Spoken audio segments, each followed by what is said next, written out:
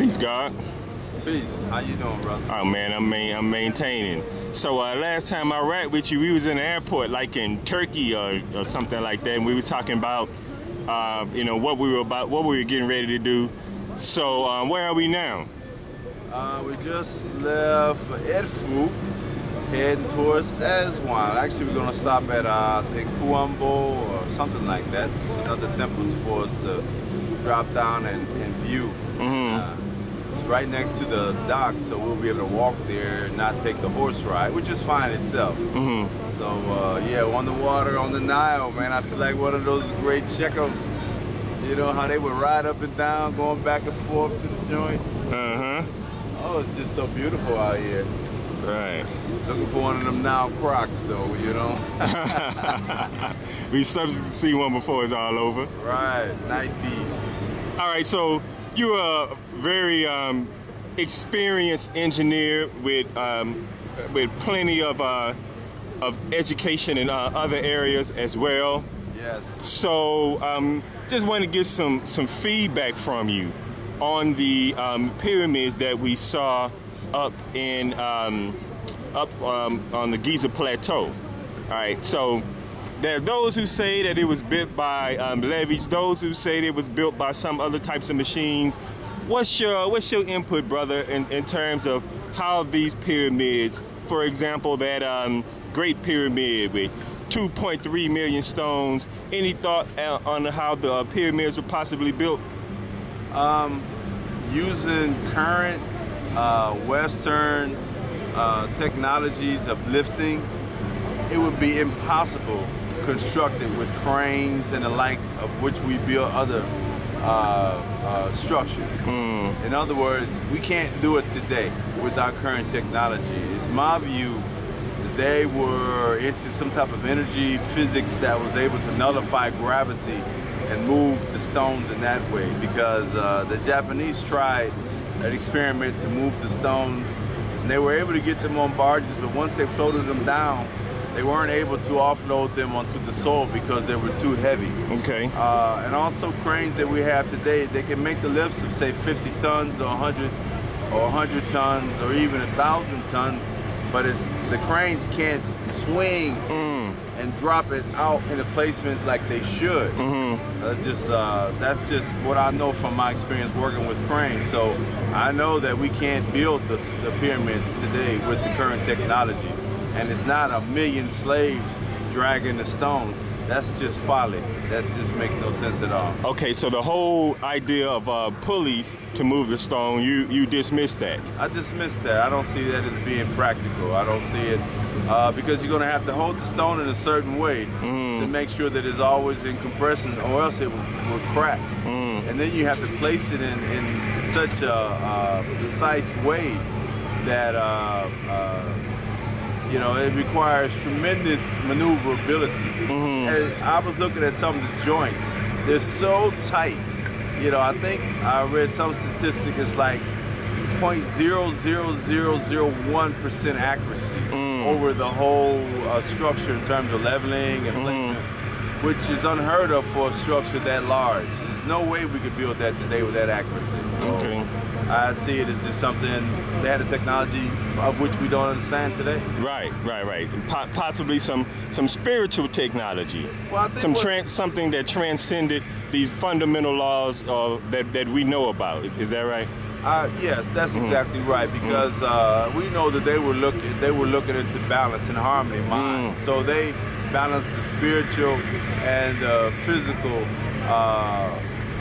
energies, and recognizing physics that matter is really basically nothing. Even though we see it as something, but if you do an analysis of the actual atomic molecule, you'll find that it's 99.9999 by 4 or 5 zeros, nothing. So basically everything we see is nothing, but it's our own consciousness that creates it. And I think they understood this concept, and they were able to somehow nullify some of these principles on that level and able to construct things in a way that the Western world will never be able to do, because the mind is not right for that type of integration.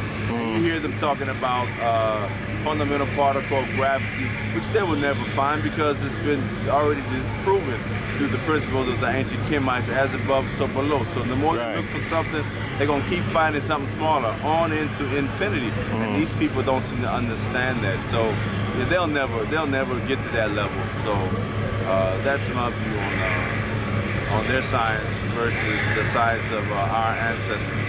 Okay, so the Karnak Temple. Well, we went to Karnak Temple, we went to Luxor Temple. What was your thought on it? Did it evoke any particular thought or any particular emotion? Both of those temples really struck me hard. I mean, I felt the spiritual energy there.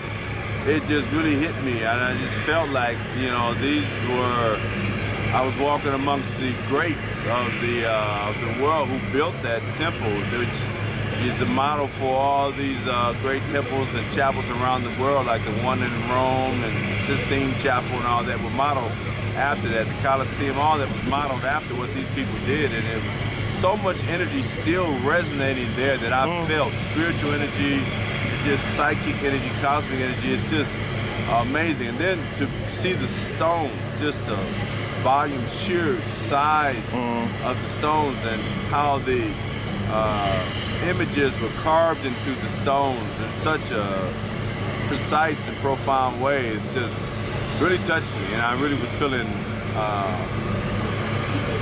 struck by the power. And I can give you an aside. We went to those temples over there by Alamina. I'm forgetting the name. Beni Hassan? Beni Hassan. Going there, my son, who's 13, he was speechless. I had to almost slap him back into reality, which I didn't do, but he was walking around just stunned with the precision and the artistry and just sheer beauty of what we're experiencing here at these places. It's definitely something I want to do again. Okay, and where are you right now at this very moment? Once again, we just left Edfu. We're on the Nile, and we're headed up south to Aswan. Aswan, okay, what do you expect to experience in Aswan? Aswan, the goal is to view Abu Simbel, the great treasure that was removed from the Nile and placed someplace else to make way for the high dam of Aswan, which I think is a great thing that they did move this treasure, not just flood it out so that we had to go on a scuba gear to see it. But it also leaves me kind of missing that I couldn't see it in its natural setting, because I know it was placed and carved into the stone, and that's what gets me getting back to. I'm rambling a little bit, but getting back to what they did on the high plateau of Giza. That Shpinx, that Heru, was actually carved down through the stone. You can see it was carved from actual granite that was placed there. And then later on, I think Khufu, you can see these bricks and blocks he placed there as a remodeling job. Right. So the Shpinx, or the Heru, goes back, you know, some say at least 10,000 years to the age of Leo. So yes, at least goes back from this point at least 12,000. Yeah, at least 12,000 years, at a time where there was water flowing on the Sahara, which makes sense. That all matches, and that water, that erosion was due to water and not wind. Right. I think it's been shown by scientists that it was water erosion, which puts it back way in antiquity. And as the movie Hidden Colors says, the further you look back, the further you see black. Right. That's right. So did y'all have an Arab guide on this tour, or what? No, we had an African guide on this tour. It's been wonderful. What? Yes, an African guide? Brother Kepler has been giving us this tour, and he's been fantastic. Now, we've had some Arabs come here and there, just to, you know, around the edges to give us some specifics here and there, but our guide is Brother Kepler, and it's been fantastic. Okay, now, do you think it's important? Don't just tell me what you think I want to hear, brother. Do you think it's important for your brothers and sisters throughout the world to see these ruins here? Man, I think everybody needs to see these ruins, period. This is a World Heritage Site. And I was wondering why they put fences around it, but the way these Arabs act sometimes, and they're like Europeans in their quest for money at the cost of all things, I think they need to be preserved. And I think everybody, especially black people, as we are the direct descendants of the builders, need to view this and come to grips with who we are. It's like Honorable Elijah Muhammad said, accept your own and be yourself. And this goes a long way towards helping us understand our greatness that was there. And like the mighty bird can rise from the ashes. I can't remember the African name, but I sure want to know it. Rise back up, and we'll get there again. Oh yeah, okay, wonderful. Any last thoughts, anything you want to leave us with this subject? I mean, there's no telling. This pilot, this may be heard by millions. At minimum, it's going to be heard by our brothers and sisters back in H-Town. Well, all I can say is that, brothers and sisters, if you get a chance to travel over to Kemet, please go. And I would say, if you really want to learn something, go with Brother Kepra, because he will definitely pull the wool off, or pull the wool from over your head, and you will see the reality and the truth. And I just wish you love and gratitude. Hotel, brother. Asante Sana. Asante Sana.